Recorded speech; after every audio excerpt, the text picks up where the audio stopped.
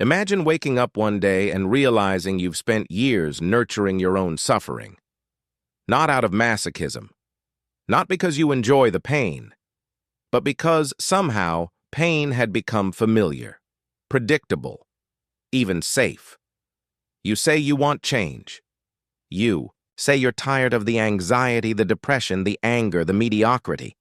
You say you're ready to evolve, to heal, to grow, and yet, day after day, you choose the very patterns that are slowly destroying you. Why? Why do we cling so tightly to the very things that hold us back? Why does the idea of transformation fill us with more dread than relief? Why does suffering feel more comfortable than freedom? These aren't just philosophical riddles. These are the hidden blueprints of the human psyche, coded deep into your nervous system, your memory, your soul. And here lies the paradox. We often choose the pain we know over the freedom we don't understand. You might not consciously choose suffering.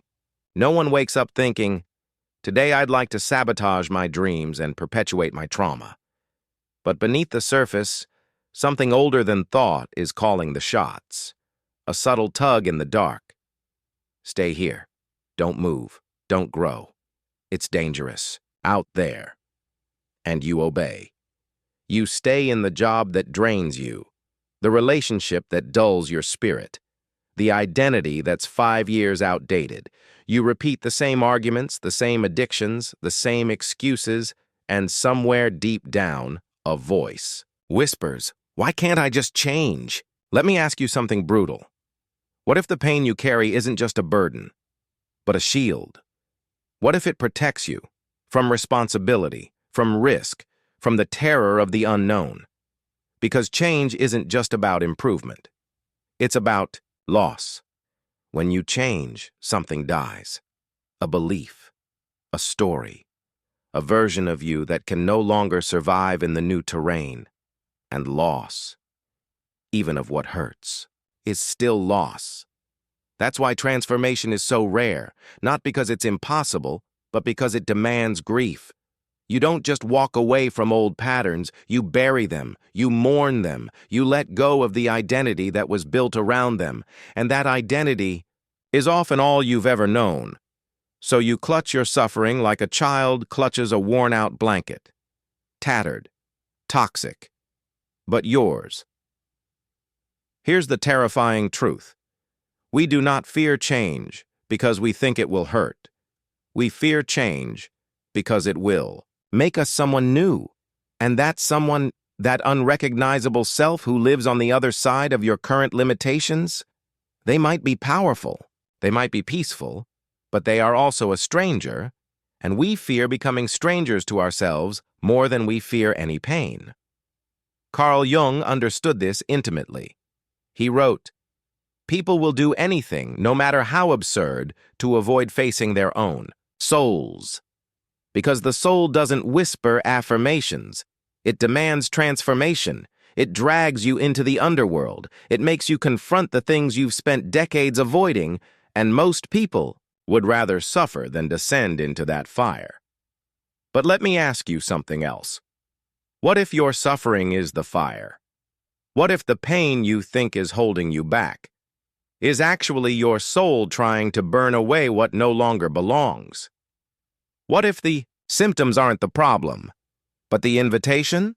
What if your anxiety is your body screaming for alignment? What if your depression is your heart mourning a life unlived? What if your anger is your soul declaring war on the lies you were told to accept? And what if, just what if, your pain isn't here to punish you, but to wake you up? You say you're waiting for change, but change is already here. It's in the discomfort, the dissonance, the ache.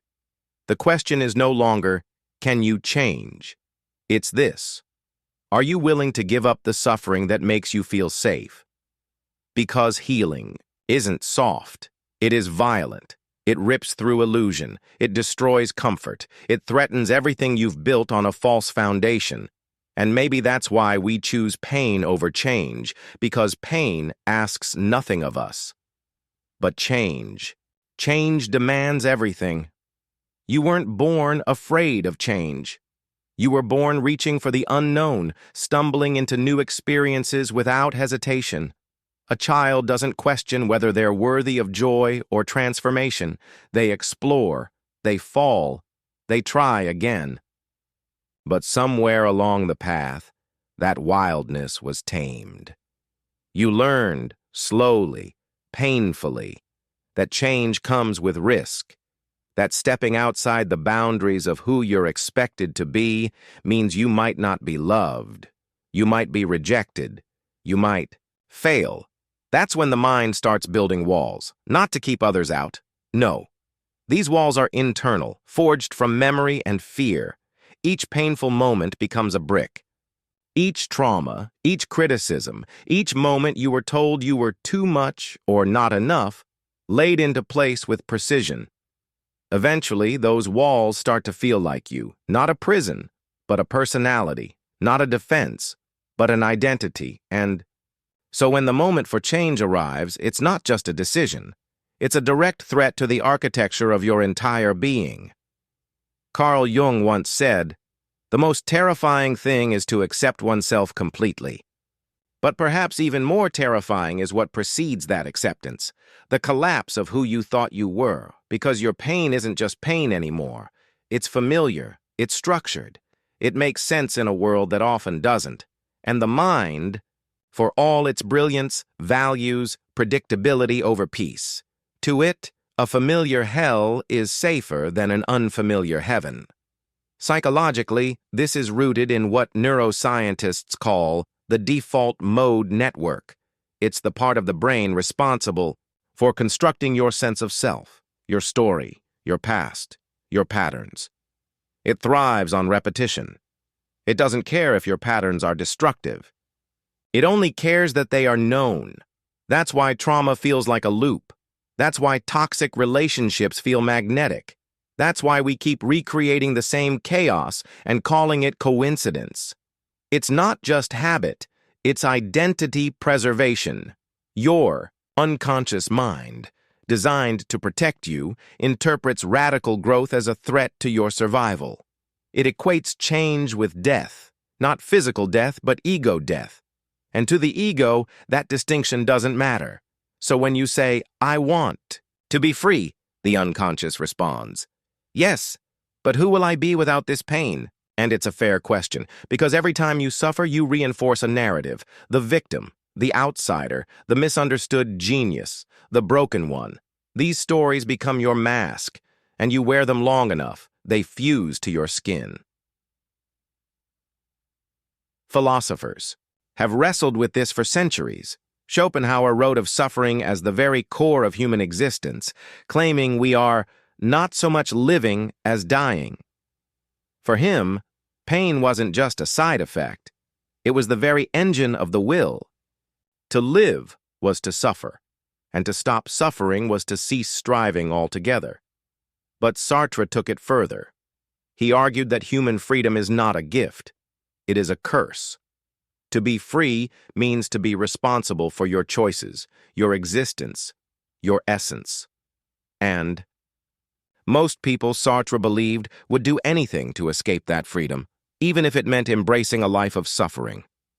Because suffering, while brutal, absolves us. If you're a victim of life, you don't have to take responsibility. If your pain is eternal, you never have to risk joy. If your patterns are fate, you never have to change them.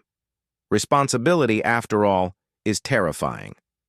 It means you might have wasted years. It means the excuses no longer work. It means the pain wasn't just inflicted on you.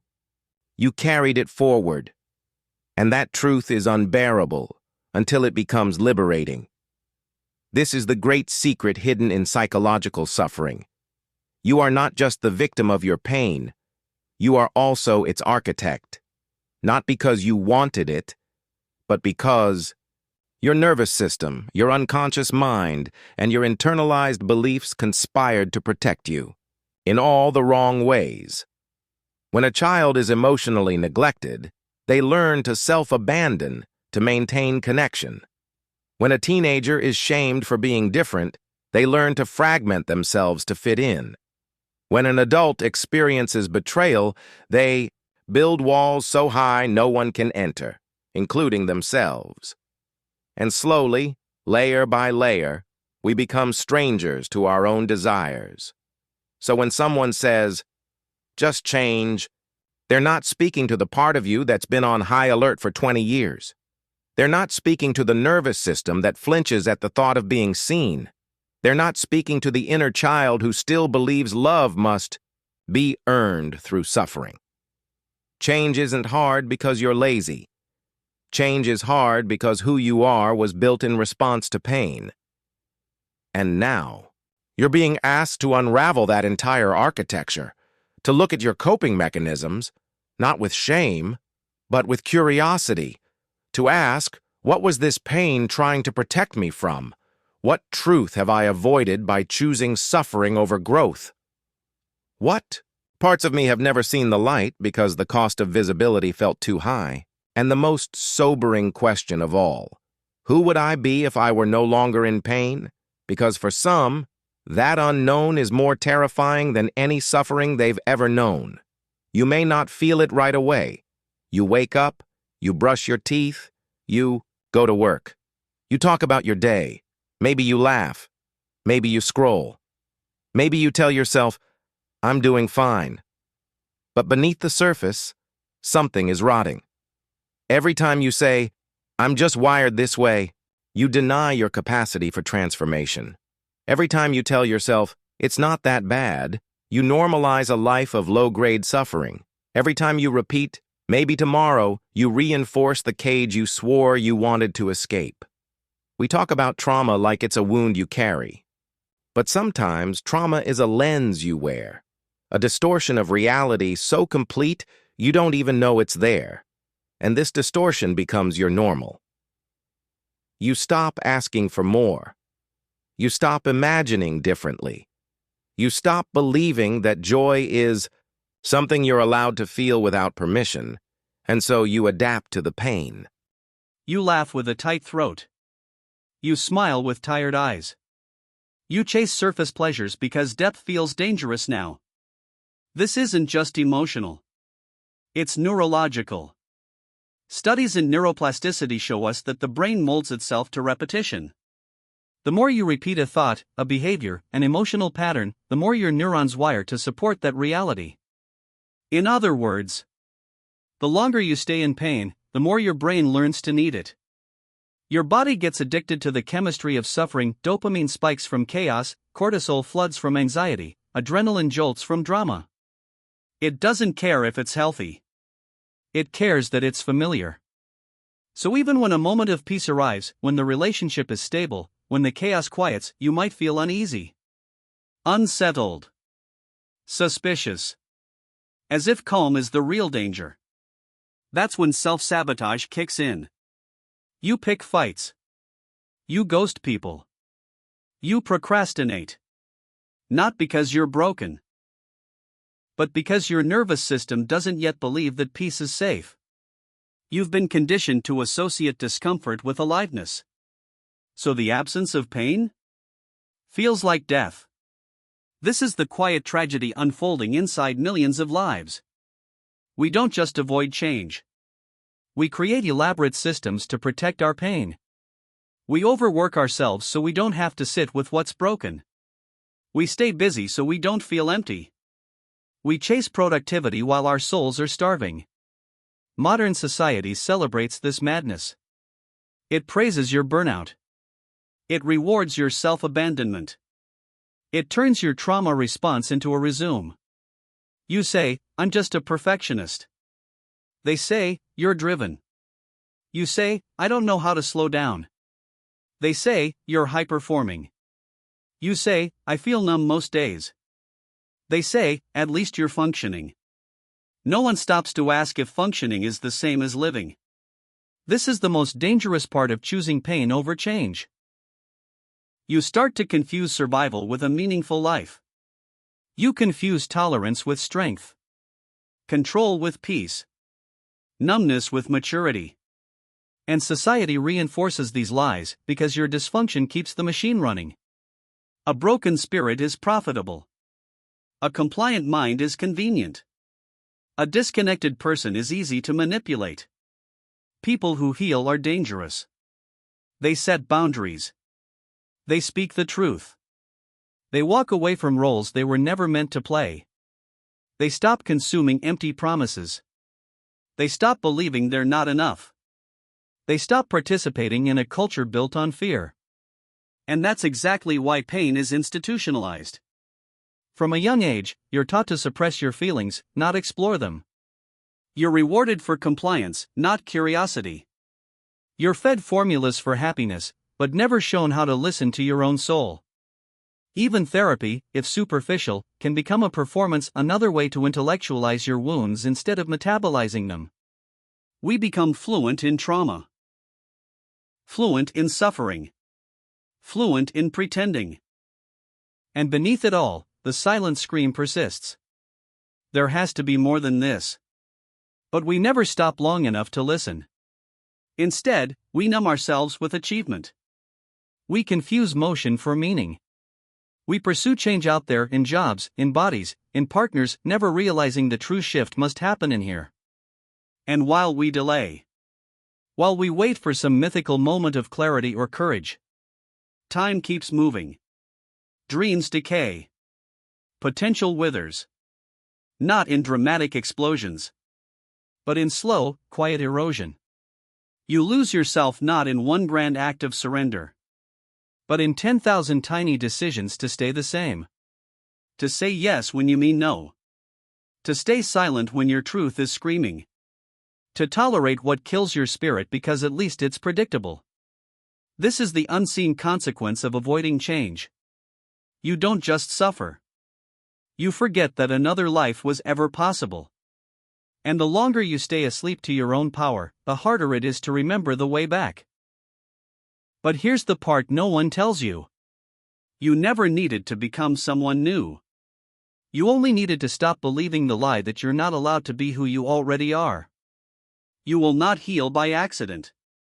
You will not wake up one morning miraculously free from all the patterns, the shame, the reflex to self-abandon.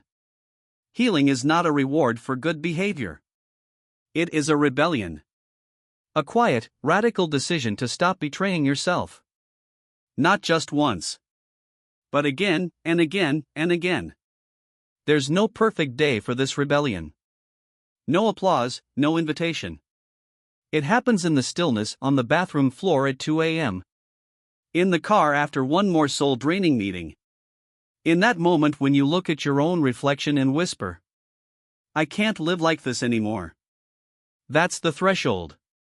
Not when you feel ready, but when you feel done. Carl Jung said, until you make the unconscious conscious, it will direct your life and you will call it fate. This rebellion begins by confronting the unseen puppeteer. The patterns you inherited. The identities you never questioned. The lies you told yourself because the truth was too painful to bear. The first act of rebellion is awareness, but not the kind that lives in the intellect. You've known for years that something was off. That isn't enough. The awareness that heals is embodied. Felt. Inconvenient. Disruptive. It's the kind that ruins your ability to tolerate the old life. It makes staying the same unbearable. That's when real change begins. But be warned, your old self will not go quietly. The voices will rise.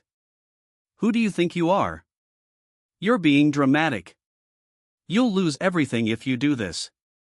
That's not truth. That's the ego pleading for survival. You've fed it for years with suffering. It won't starve silently. But let it die anyway.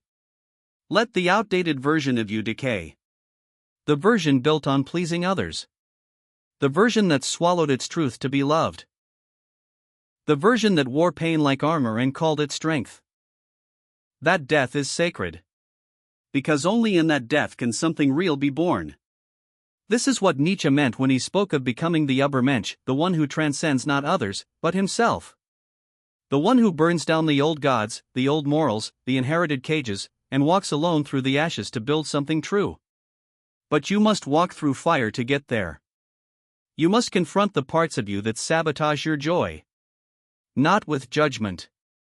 With curiosity. Ask them. What are you afraid will happen if I let myself be free? And listen. You'll hear echoes from childhood, from trauma, from culture. Voices that once protected you, but now hold you hostage. They are not your enemies. They are your ghosts. And they must be seen to be released. Next comes truth-telling. Not to the world, at least, not yet. To yourself. Where have you been lying to survive? The relationship you stay in because loneliness terrifies you. The career that drains you but validates your worth. The image you maintain so no one sees how lost you really are. Truth burns. But it also purifies. It strips away the noise and leaves you raw, real, alive.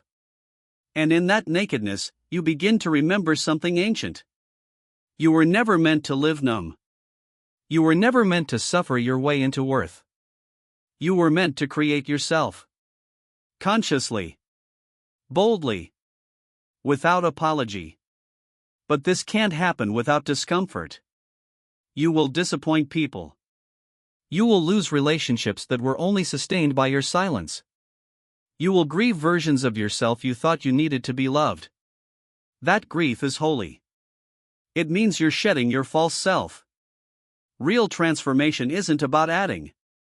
It's about unbecoming everything you're not. And as you unbecome, space is created. Space for something unfamiliar, joy without guilt, rest without shame, wholeness without effort. That's when the second rebellion begins. Reclaiming your right to feel good. We've been so conditioned to find meaning in struggle that peace feels suspicious. We fear joy because we think we must pay for it. We think healing means achieving something. But the final act of liberation is this. You don't have to earn your freedom. You don't have to prove you're worthy of change. You only have to choose it. Again. And again. And again. Until the day arrives when pain no longer feels like home. When joy no longer feels like a stranger. When you look in the mirror and say, there you are. Finally. That is rebellion. Not loud. Not violent. But sacred, quiet, and sustained. The revolution is internal. And it begins with one simple truth. You do not have to suffer to be real. Imagine standing on the edge of your life. Not the version you're living now, but the one that could have been. The unlived life. The one shaped by courage instead of fear. By presence instead of performance. By love instead of self-preservation. Now imagine realizing you were the only thing that ever stood in the way. That's the hardest truth to face. No one is coming to save you. No sign. No breakthrough. No permission slip from the universe. Just you awake, aching, and finally ready. Because in the end, the deepest form of suffering isn't pain. It's resistance. Not what life does to us, but what we refuse to see, feel, accept, release. We carry pain like a talisman. We wrap ourselves in wounds because they give us an identity. And then we wonder why nothing changes. But the truth is, we don't fear pain. We fear the death of who we became because of it. And yet, that death is the only thing that will set us free. This is the paradox. To heal, you must let part of you die. The part that's settled. The part that made pain a personality. The part that called fear logic and numbness wisdom. You have to look that part in the eye and say, thank you for keeping me alive. But now I choose to live. Carl Jung spoke of individuation. Not self-improvement, not optimization, but the raw, relentless process of becoming whole. To confront the shadow. To integrate the forgotten. To walk through the valley of despair and come out real. You were never meant to become someone else. You were meant to return to who you were before the world told you who to be. That's the ultimate truth. Change does not begin with effort. It begins with permission. Permission to feel. To want more. To walk away. To say, this isn't enough for me anymore. You don't need a trauma to justify your desire for joy. You don't need to reach rock bottom to start climbing. You don't need to explain your healing to anyone who's benefited from your pain. You just need to decide. Because when you finally give yourself that permission, something miraculous happens. The chains fall off. Not because they were broken, but because you realize they were never locked. The door was always open. You just forgot how to walk through it. And on the other side? Not perfection. Not certainty. Not eternal bliss. But something more precious: authenticity. The ability to wake up in your own skin and say, this is who I am. No mask. No act. No apology. That's what we've been seeking all along. Not escape from pain. Not a future without struggle. But the return to self. And here's the secret nobody tells you. Change doesn't hurt. What hurts is holding on. Holding on to the version of you that was never meant to survive. Holding on to the illusion that suffering means you're strong. Holding on to the fantasy that one day, your pain will magically resolve itself without sacrifice. Let it go. Let the grief move through you. Let the rage rise. Let the tears fall. And then, let silence follow. Not emptiness, but space. Space for joy. For creativity. For relationships that don't demand your soul as a sacrifice. This is not about fixing yourself. You were never broken. It's about remembering the self beneath the scars. The voice beneath the noise. The truth that's been whispering beneath the lies for years. You were meant for more than endurance. You were meant for wholeness. And in the end, that's all change really is. Not becoming someone new, but finally being brave enough to become who you already are. So now you stand at the crossroads. You can keep choosing pain. Keep numbing. Keep pretending. Keep surviving. Or you can turn inward. Face the mirror. Feel everything. Risk everything. And choose to wake up. Not someday. Not when you've figured it all out. But now. Right here. In this breath. This moment. Because the life you're aching for isn't waiting out there. It's waiting inside you. Behind the fear. Beneath the pain. Within the silence. Waiting to be claimed. So the final question is not, can you change? The final question is, will you allow yourself to? Because your freedom has always been waiting. The only thing it ever needed was you.